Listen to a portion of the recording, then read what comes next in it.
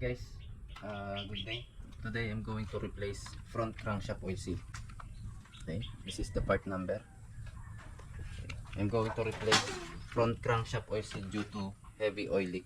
So first I have to remove this cover. Okay.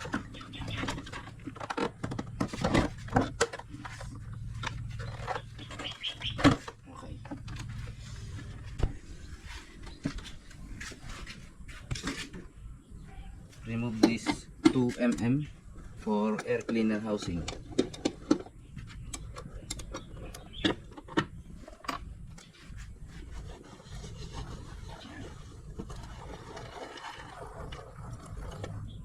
Okay.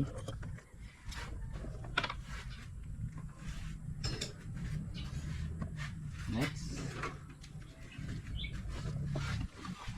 loosen the bolt of air cleaner tube.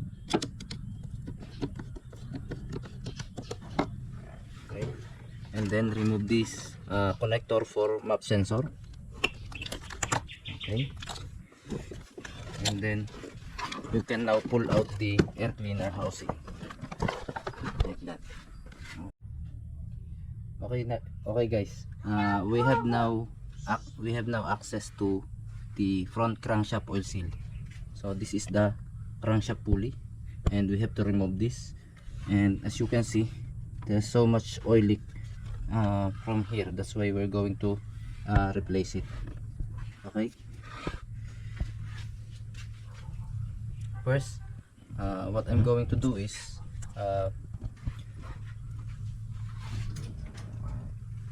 loosen all the Allen bolt right here. There are 3 Allen bolts here, so this is surely very tight. So what I'm going to do is I'm going to apply penetrant first. Apply penetrant.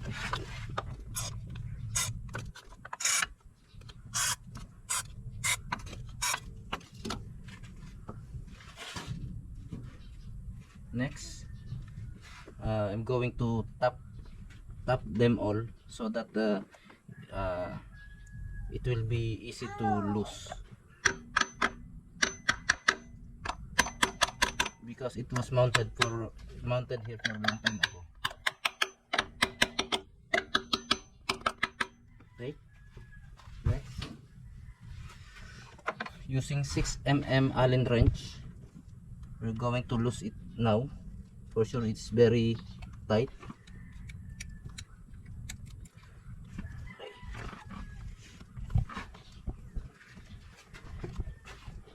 And then using improvised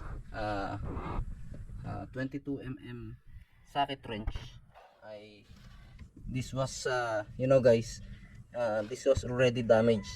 They maybe tried to loosen this pulley, but they failed to do that.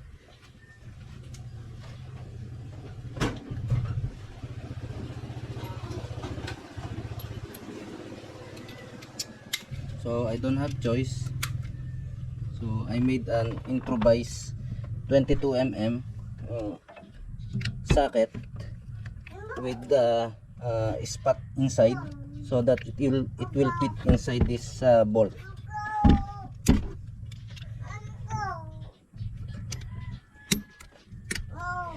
Okay, so and then using this deep socket wrench and with extension, I'm going to use this as a handle. It is very tight. We will try our best to loose it without damaging the bolt, this Allen bolt. Yeah.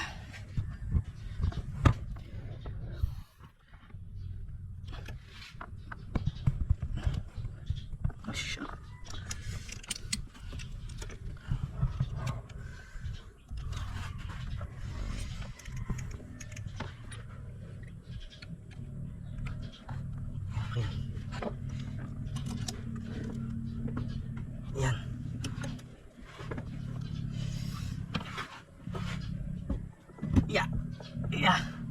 very tight. Yan. Okay. We already loosened the one Allen wrench, Allen bolt. Okay. So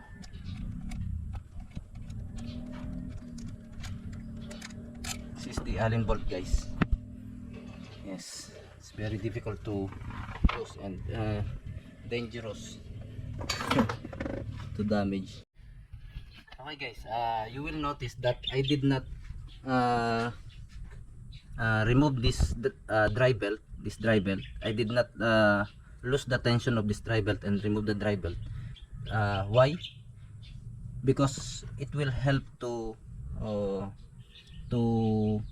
make this crankshaft pulley to stay on its position while loosening these 3 Allen bolts.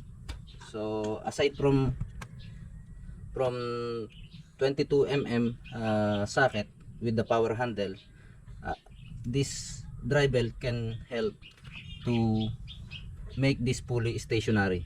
Okay, so now I have already loosened all this Allen bolt.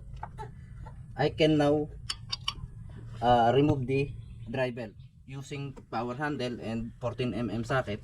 I can now remove the dry belt like this. Okay.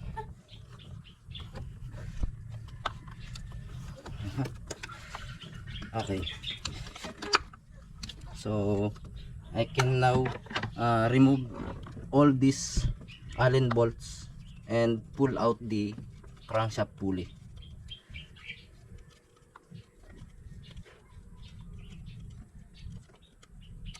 Okay, so let's try to pull out the crankshaft pulley. Okay, I have already removed this. Okay, next we have now access to the front crankshaft oil seal. As you can see, it has so much leak. It is obviously leaking. Okay, I can now remove this oil seal.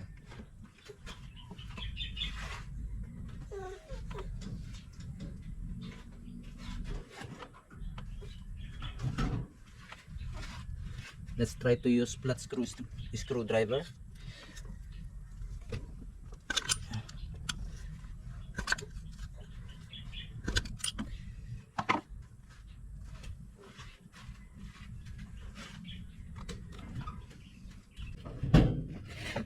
I think I have to use the smaller screwdriver.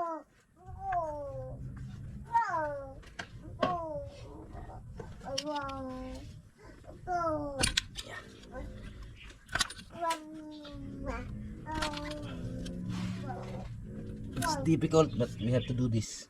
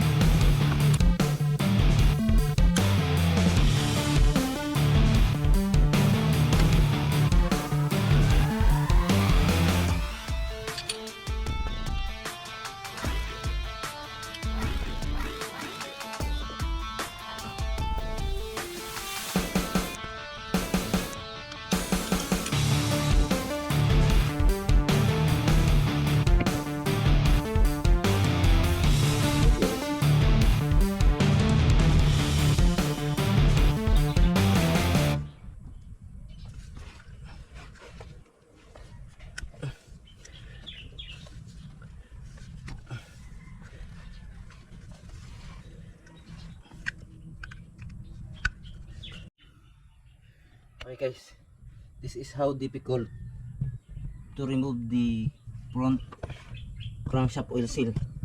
They almost damaged the whole oil seal already. Yeah, I needed to pinch out the whole circumference of the oil seal. See? Yeah, I can now pull out the oil seal. It's very difficult. Yes. And it's very dangerous because this housing might get damaged, so you have to be very careful. Okay,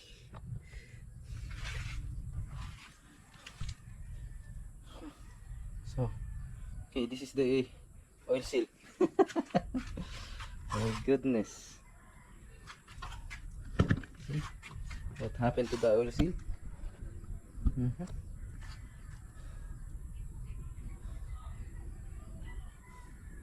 This is what's gonna happen when the parts like oil seal doesn't follow to the surgeon. Okay, so the installation is easy, but how you remove it is very difficult. Why? Because it has thick thick edge and very thin access in the front, on the front of the oil seal. Okay,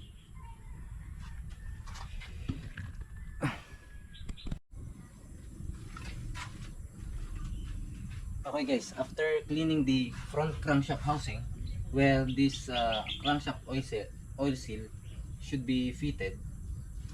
As you can see, I already cleaned where the oil seal is going to fix. You have to apply thin amount of sealant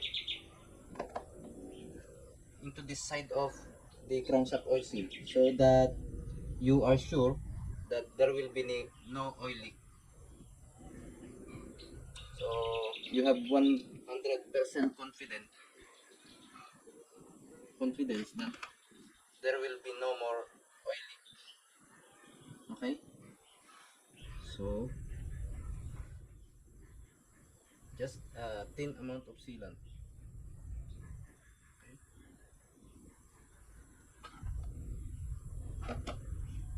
Especially on this groove.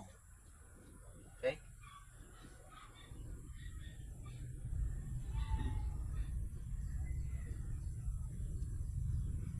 okay, so and then after that,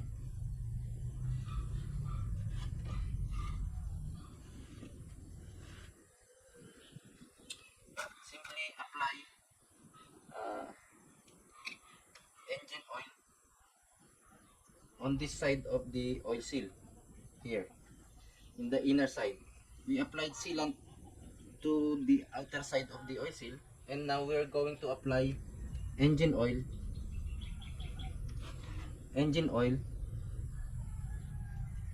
to the inner side of the oil seal, so that uh, the crankshaft itself will rotate here smoothly, and upon installation it won't get damaged. Okay, so now that it has already engine oil and the sealant to the outer uh, portion of the oil seal, we can now fix the new oil seal.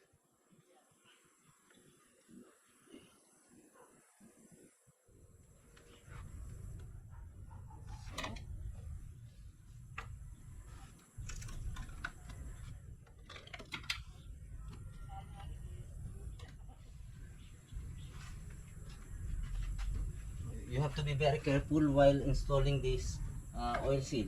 First, do it by your hand, pressing it inside the hole. Okay.